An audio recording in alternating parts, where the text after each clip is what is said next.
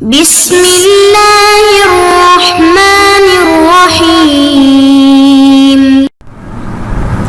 اعوذ باللہ من الشیطان اللعین الرجیم بسم اللہ الرحمن الرحیم رب اشرح لی صدری ویسر لی امری واحلل عقدۃ من لسانی یفقهوا قولی۔ کتاب موجز بالاصول حصہ دوم، بحث ہماری المقصد السادس میں ہے الحجج والامارات۔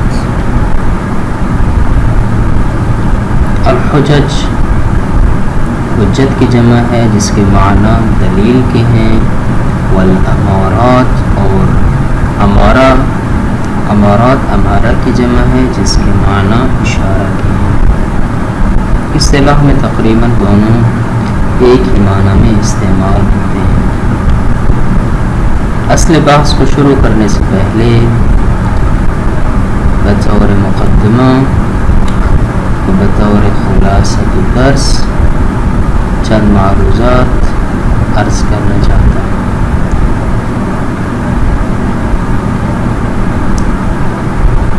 مصادر فقہ یعنی وہ چیزیں کہ جو فقہ کے لیے مصدر قرار پاتی ہیں اور احکام شرعیہ عملیہ کو استنباط کرنے میں مصدر واقع ہوتی ہیں، ان کی واقع دو قسمیں ہیں۔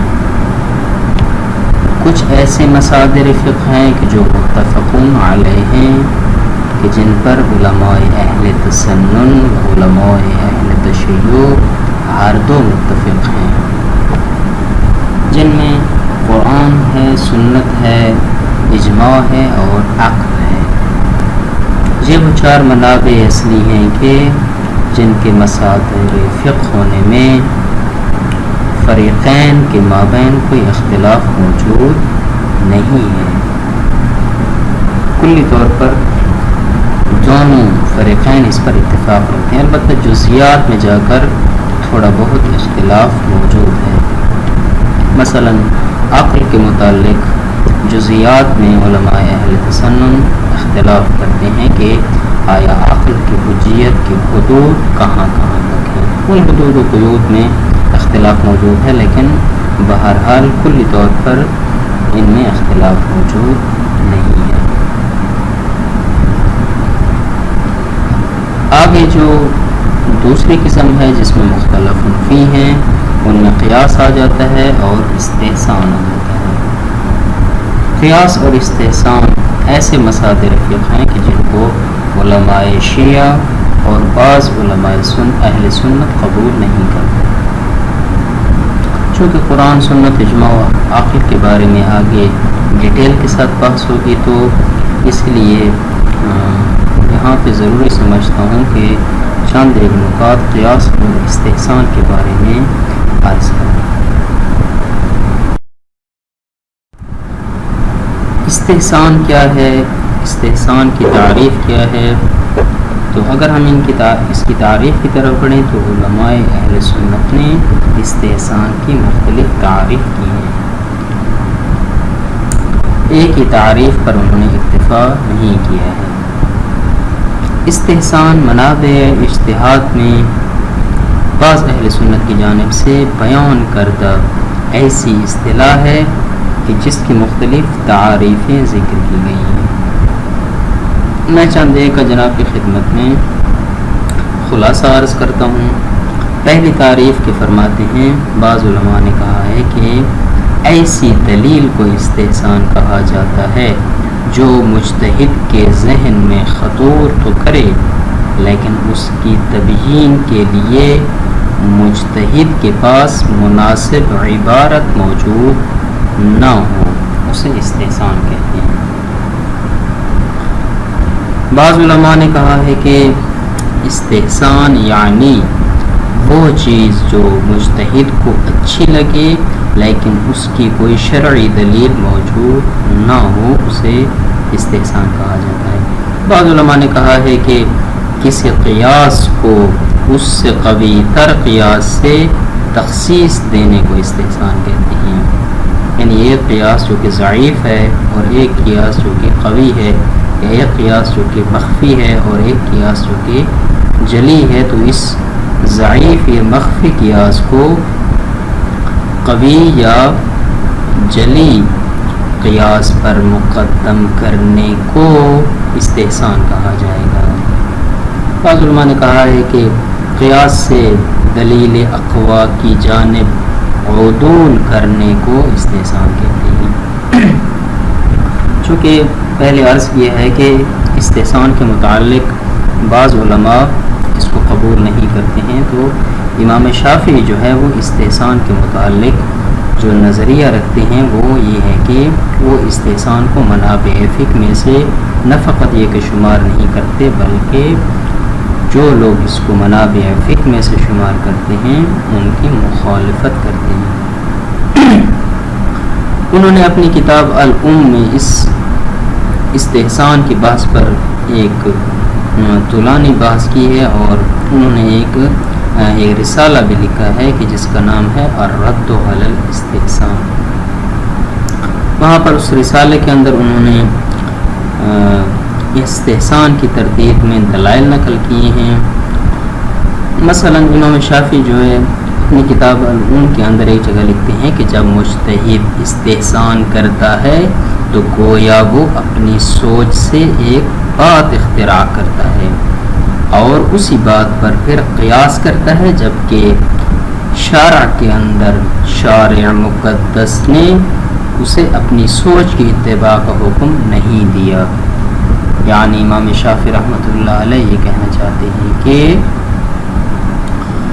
شریعت نے مجتہد کو یہ اختیار نہیں دیا ہے کہ وہ اپنی ہی سوچ کی بنیاد پر کوئی حکم لگائے.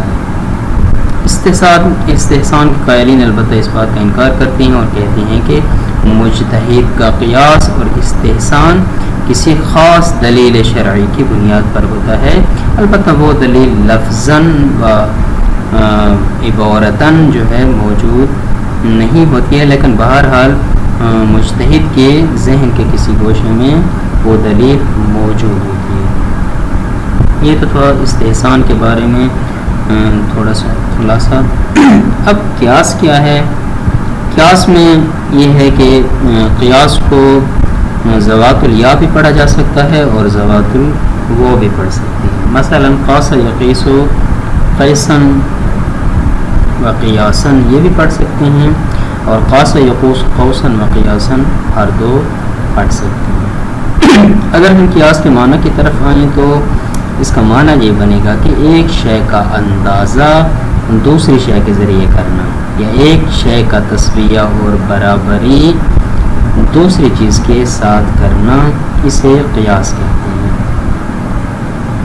علامہ عامدی نے اپنی کتاب الاحکام کے اندر قیاس کی تقریباً جو مشہور تعریفات کی ہیں ان کو پہلے ذکر کیا ہے، اور پھر ان کے ذوق پر انہوں نے دلیلیں پیش کی ہیں اور ان کے ذوق کو ثابت کیا ہے، اور آخر میں انہوں نے خود ایک تعریف مختار بیان کی ہے. یعنی وہ تعریف کی جو انہوں نے خود قیاس کے لیے اختیار کی ہے اس کو ذکر کیا ہے. وہ فرماتے ہیں کہ قیاس یہ ہوتا ہے کہ فرع اصل کا حکم منصوص کی علت مستنبطہ میں مساوی ہو جانا، یہ قیاس ہے. یعنی ان کے نزدیک قیاس یہ ہوتا ہے کہ ایک حکم اصلی ہوتا ہے اور ایک حکم فرعی ہوتا ہے.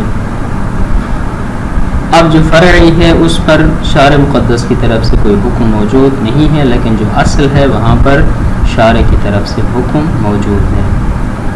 اب جو اصل حکم ہے اس کے اندر جو علت موجود ہے، چونکہ وہی علت فرع کے اندر بھی موجود ہے، اسی لیے اس علت کو دیکھتے ہوئے وہ حکم جو اصل کے لیے ثابت شدہ تھا وہی حکم فرع کے لیے بھی مجتہد لگا دیتا ہے. اسے قیاس کہا جاتا ہے.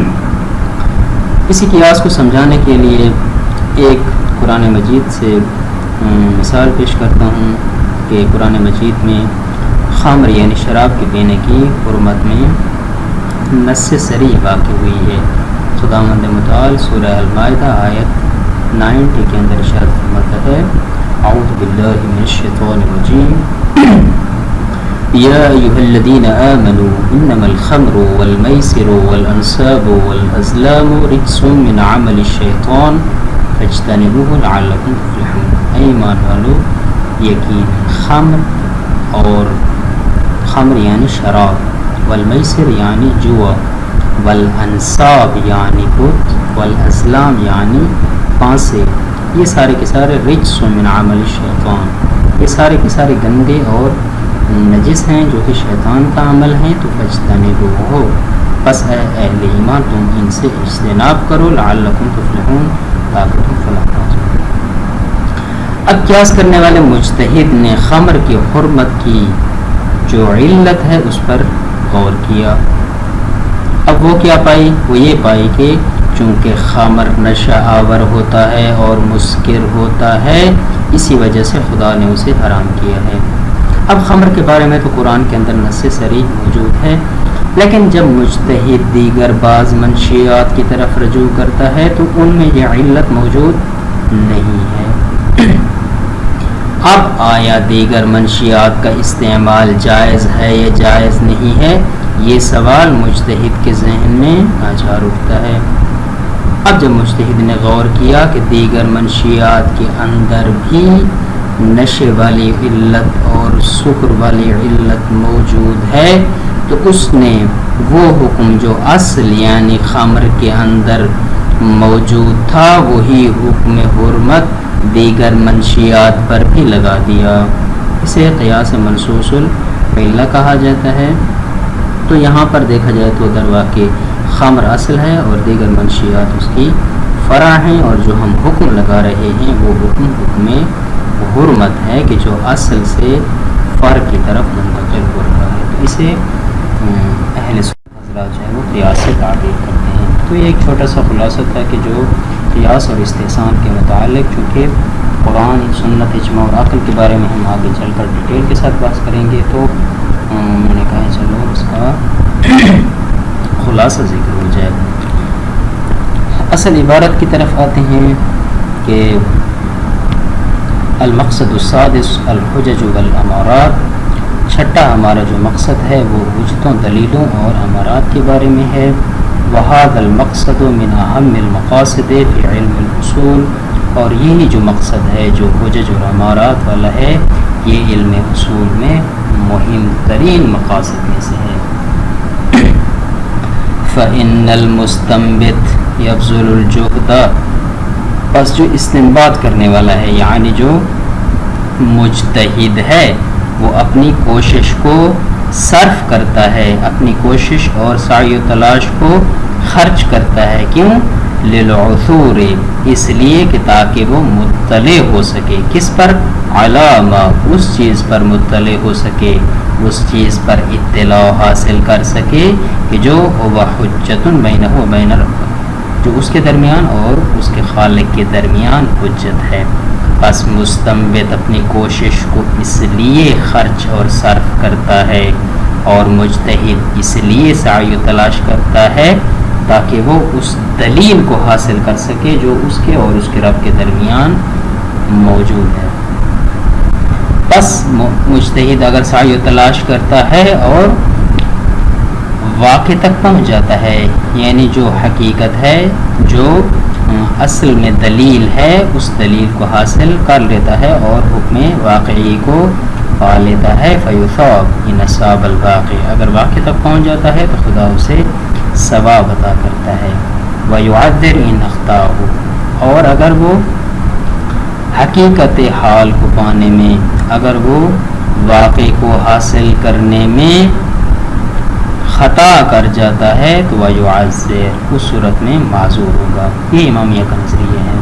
البتہ اس کے بارے میں ایک اور روایت بھی ہے کہ مجتہد کو اگر واقع تک پہنچ جاتا ہے تو خدا اسے دو ثواب عطا کرتا ہے، ایک واقع تک پہنچنے کا اور ایک جو سعی و تلاش کی ہے اس کا۔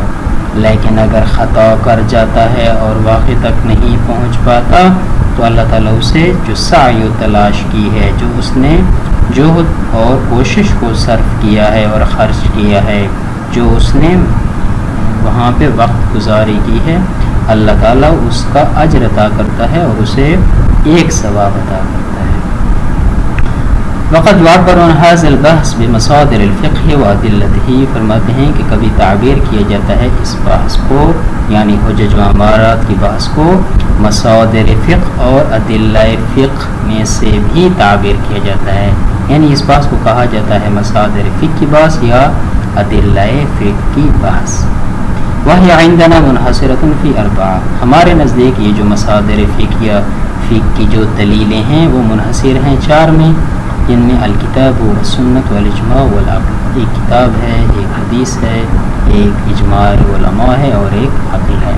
وہی معتبرۃ عند کلا الفریقین، اور ان 4 کا یعنی کتاب، سنت، اجماع اور عقل کا معتبر ہونا دونوں فریقین یعنی اہل سنت و اہل تشیع دونوں کے نزدیک معتبر اور ثابت ہے۔ البتہ مع اختلاف بینہم فی سعۃ حجیت العقل، البتہ عقل کی حجیت کی وسعت میں کہ کہاں کہاں تک عقل حجت ہے، اس کے بارے میں علماء کے درمیان اختلاف اپنی جگہ پر موجود ہے، لیکن بہرحال کلی طور پر جو ہے فریقین کے درمیان ان 4 کے مصادر فقہ ہونے میں کسی قسم کا اختلاف موجود نہیں ہے۔ غیر ان اہل السنہ یفترقون عن الشیعۃ فی القول بحجیت امور اخرى، غیر اس کے کہ جو اہل سنت حضرات ہیں وہ شیعہ سے جدا ہو جاتے ہیں، کس میں؟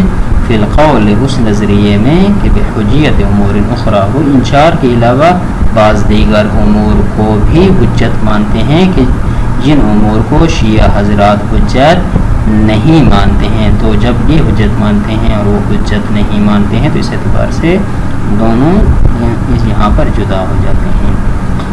مذکورۃ فی کتب میں، البتہ وہ امور کے جو اہل سنت جن کو قبول کرتے ہیں، جس طرح قیاس ہو گیا یا استحسان وغیرہ ہو گیا، وہ اہل سنت کی کتب میں موجود ہے، جس طرح کہ میں نے ان کی طرف خلاصے میں اشارہ بھی کیا ہے۔ انشاءاللہ آئندہ باس میں ہم مجتہد پر جو حالات طاری ہوتے ہیں، جو شک ہے، قط ہے یا اس کے یقین کی حالت ہے، تو انشاءاللہ اس کے بارے میں گفتگو کریں گے۔ صلی اللہ علیہ وسلم محمد